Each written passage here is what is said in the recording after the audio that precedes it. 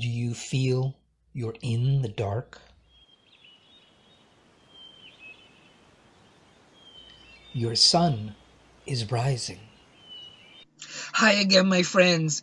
Girls, listen. Are RDPs stealing your happiness? They are. They are.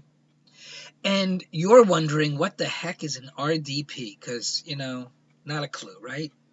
So an RDP is a recurring destructive pattern.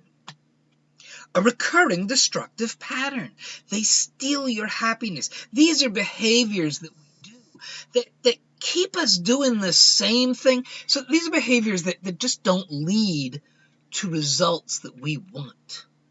And we do them over and over and over again. Have you ever said to yourself, why did I do that? Oh my God, why did I just tell him that or tell her that? Why did I just do that?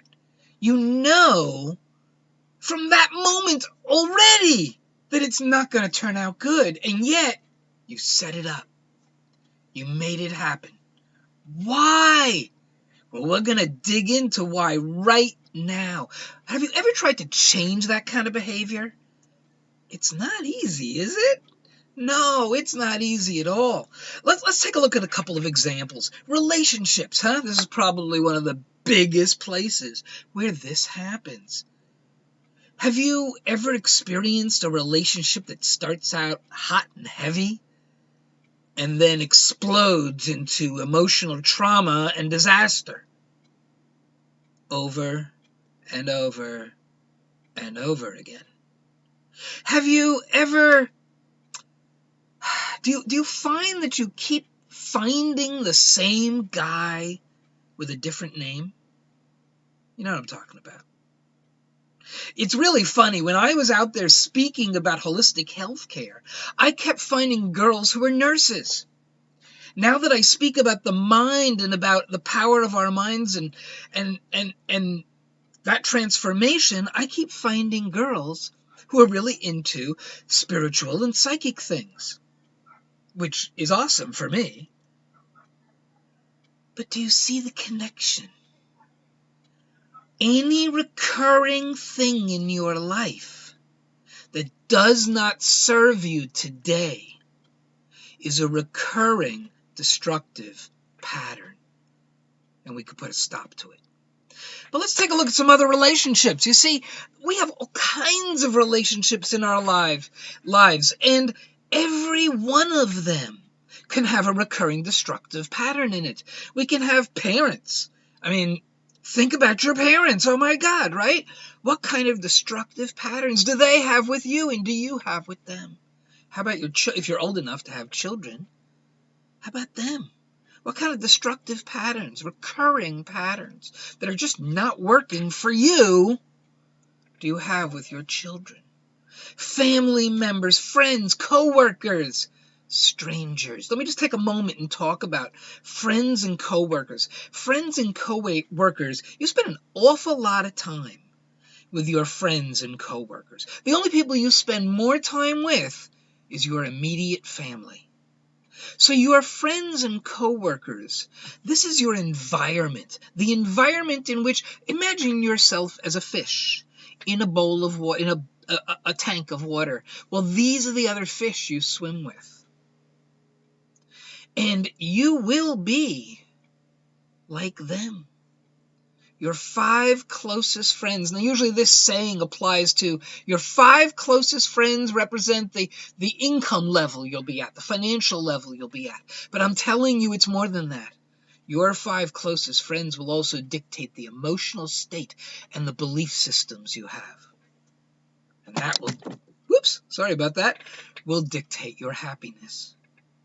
So, moving on here.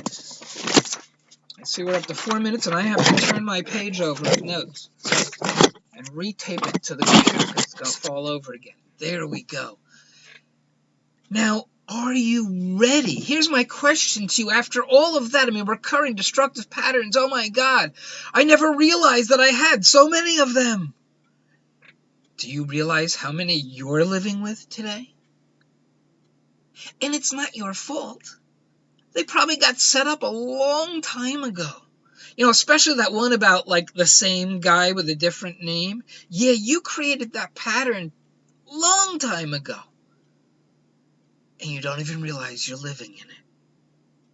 Would you like to change it? Are you ready for change? Now, have you tried to change it once before, maybe? With willpower? So, listen, when I was in my 20s, I'd already smoked cigarettes, a pack a day, for 9 years when I was in my 20s. I started in my teens.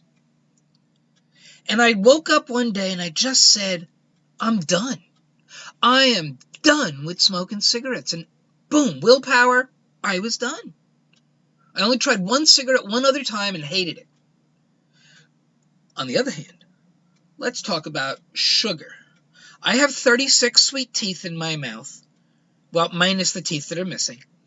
And there's no willpower that's going to change that. You could try techniques. In fact, techniques are fantastic. I teach people techniques.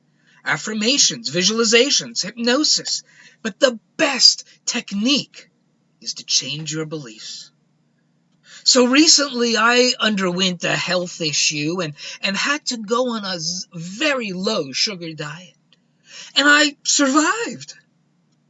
Now after that, I find that I just don't even want.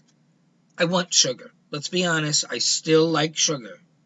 I just don't want as much. And so my beliefs have changed, and as a result, my behaviors have changed. And it's that easy and that hard. Come talk to me.